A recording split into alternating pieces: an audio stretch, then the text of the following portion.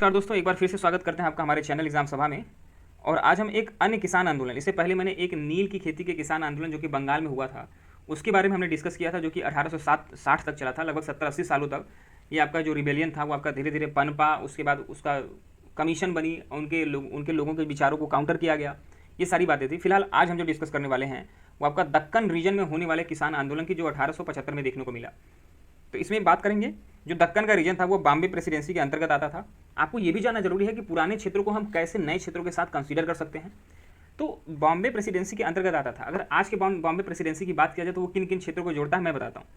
इसमें पूरा महाराष्ट्र आता है, इसमें पूरा गुजरात का रीजन आता है, इसमें आपका छत्तीसगढ़ का कुछ रीजन आता है, एमपी का कुछ रीजन आता है, उड़ीसा का कुछ रीजन आता है। तो मतलब बॉम्बे प्रेसिडेंसी एक ठीक ठाक प्रेसिडेंसी थी और उसमें दक्कन का रीजन इसी के अंतर्गत आता था। इसमें किसानों की कुछ परेशानियाँ थी, कुछ समस्याएं थी जिसको लेकर के किसान आंदोलन कर रहे थे। अब किसानों को बॉम्बे प्रेसिडेंसी के अंतर्गत एक रैयतवाड़ी भूमि व्यवस्था जो थी वो लागू था। और रैयतवाड़ी भूमि व्यवस्था क्या है? टैक्स को कलेक्शन करने की एक विधि है।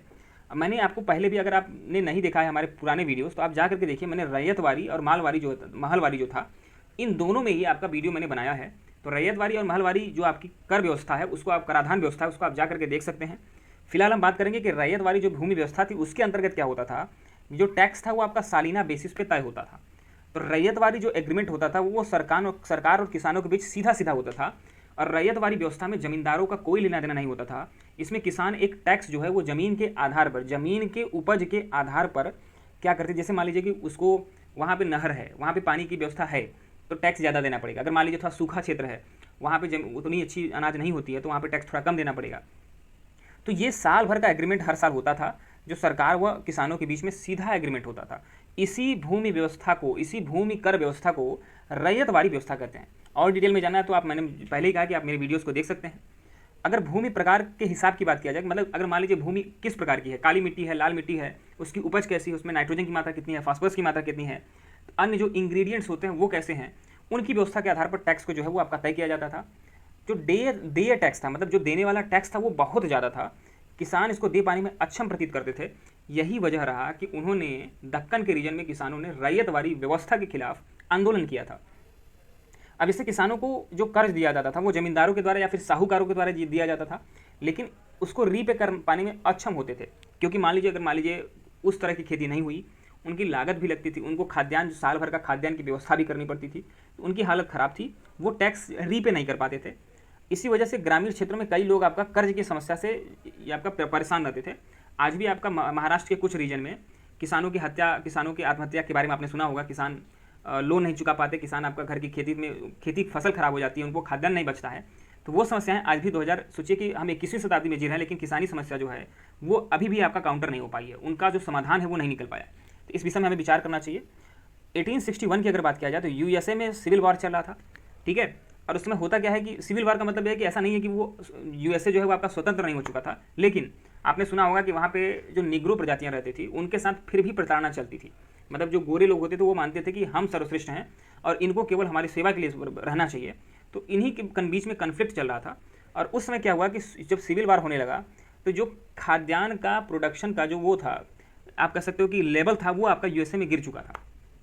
अब उनको जो डिमांड यूएसए से मिलती थी, जो ब्रिटेन देता था आपका कि हमें इतना चाहिए सालाना, अब उनको नहीं मिल पा रहा था यूएसए से, सिविल वॉर होने की वजह से। तो इसलिए क्या किया गया, उनको एक अन्य उपनिवेश भारत में निर्भर होना पड़ा और यहाँ पे ज़्यादा से ज़्यादा खाद्यान्न जो विदेशों में सप्लाई होने लगा, ठीक है। जैसे कि अगर बात करूँ तो आप जानते होंगे कि महाराष्ट्र और गुजरात का जो रीजन है वो आपका कॉटन सप्लाई करने के लिए बहुत फेमस है। मतलब सूती जो कपास की खेती होती है या फिर सूती वस्त्र होता है वो आपका वहाँ पे ज़्यादा देखने को मिलता है, उसके इंडस्ट्री देखने को मिलते हैं। तो गुजरात और सौराष्ट्र का रीजन या फिर महाराष्ट्र का रीजन, वो दोनों बॉम्बे प्रेसिडेंसी के अंतर्गत ही आते थे। भारत में कपास की मांग बढ़ती जा रही थी। कॉटन की खेती की शुरुआत काफ़ी तेज़ी से बढ़ रही थी, क्योंकि मैंने बताया कि अमेरिका से इसकी प्रोडक्शन होता था और वो चला जाता था सीधे कहाँ पे, ब्रिटेन में चला जाता था। वहीं पे इसका जो नए प्रकार के जो भी वस्त्र होते हैं या फिर नए प्रकार की जो भी चीज़ें बन सकती थी वो बनाई जाती थी, फिर मार्केट में बेचा जाता था। लेकिन जब उनके पास कच्चा माल ही नहीं रहेगा तो वो बेचेंगे क्या, इसीलिए उनको भारत में कपास की खेती की शुरुआत करनी पड़ी। अमेरिका विद्रोह के बाद जो मांग है वो आपका समाप्त हो चुकी थी और किसान फिर कर्ज में डूब गया। अब यहाँ पे दक्कन आंदोलन कहाँ से आता है उसको समझिएगा। अब जब कपास की खेती होती थी तो महाराष्ट्र के जो किसान थे वो आपका बढ़ चढ़ के हिस्सा लेते थे, क्योंकि उसमें उनको फ़ायदा ठीक ठाक मिलता था। मतलब खाद्यान्न फसल की तुलना पे, गेहूं चावल की तुलना में कपास की खेती करने पर उनको फ़ायदा ज़्यादा होता था। लेकिन ये तब घटित हुआ घटना, ये जो आपका विद्रोह है वो आपका तब घटित हुआ जब अचानक अमेरिका में सिविल वार समाप्त हो गया, अमेरिका में फिर से कपास की खेती शुरुआत हो चुकी थी और किसान, यहाँ के जो किसान थे वो कपास बनाते तो थे, मतलब कपास की खेती करते तो थे, लेकिन उनका कपास लेने वाला कोई नहीं था। अब धीरे धीरे उनका कर्जा बढ़ता गया, 2-3 साल ऐसे ही चलता रहा। इसी वजह से वहाँ पे जो दक्कन का आंदोलन है 1875 में, वो देखने को मिलता है। अब इसकी जो शुरुआत हुई आपका पूना के सुपा जिले से शुरुआत हुई इसकी।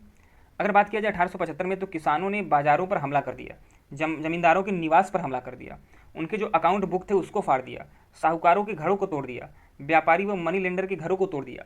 कहने का मतलब है 1875 में एक अचानक क्या हुआ कि अंग्रेजों ने किसानों से कपास लेने से इनकार कर दिया। उन्होंने कहा कि अब हमें कपास की आवश्यकता नहीं है, हमारे पास आपूर्ति पहले से आ रही है और हम कपास नहीं लेंगे किसी भी कीमत पर। अब सोचिए, जिसके भरोसे किसानों ने अपनी कपास की खेती करी थी, अब वो इस बात से इनकार कर रहे थे, तो जाहिर सी बात है कि उनको ये बात बुरी लगी किसानों को, और उन्होंने अलग अलग तरीके के आंदोलन किए। जैसा मैंने बताया कि जमींदारों का जो निवास स्थान होता था वहाँ पे हमला करते थे, बाजारों पे हमला कर देते थे, और जो साहूकार और जमींदार होते थे उनकी एक अकाउंट बुक होती थी कि कौन किसका कितना कर्ज है, किसका कितना बकाया है, किसको कितना देना है, टैक्स रेट क्या है, ये सारी चीज़ें।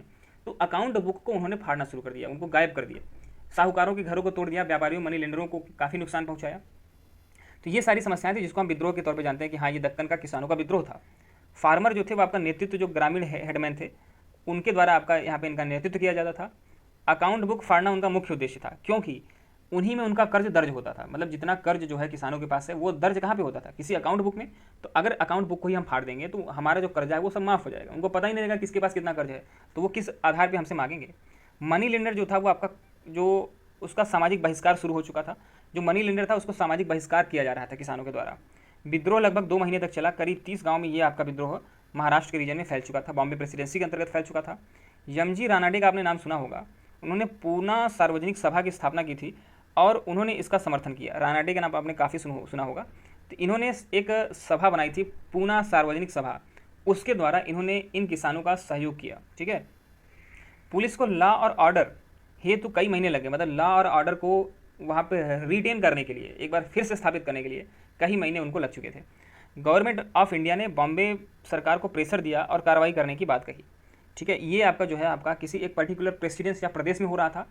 तो ये जब सरकार तक बात पहुँची, गवर्नमेंट ऑफ इंडिया तक बात पहुँची, जो कि उसमें बंगाल में आपका शासन होता था वहाँ से, तो उन्होंने कहा कि इसको यार किसी तरीके से इसको सेटल करो। ठीक है, तो 1878 में क्या होता है कि दक्कन जो है वो आपका दक्कन राइट कमेटी, एक उसने रिपोर्ट जो है वो आपका पार्लियामेंट को दिया।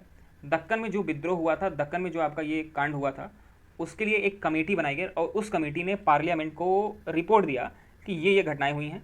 1879 में क्या हुआ है कि एग्रीकल्चरिस्ट रिलीफ एक्ट जो है वो आपका अंग्रेजों के द्वारा पास किया गया। क्या, इसको ध्यान सुनिएगा, एग्रीकल्चरिस्ट रिलीफ एक्ट, इसको पास किया गया, जिसमें इसके तहत किसी किसान को अरेस्ट नहीं किया गया। मतलब ये इस बात पर सहमति बनी कि इस आंदोलन में शामिल किसी भी किसान को अरेस्ट नहीं किया जाएगा।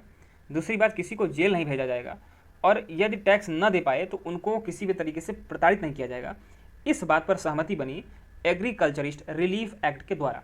इसके बाद ये आपका विद्रोह समाप्त हो गया। ये विद्रोह सफल रहा था, ये विद्रोह सत्याग्रह का टाइप का नहीं था, ये आपका सशस्त्र विद्रोह था।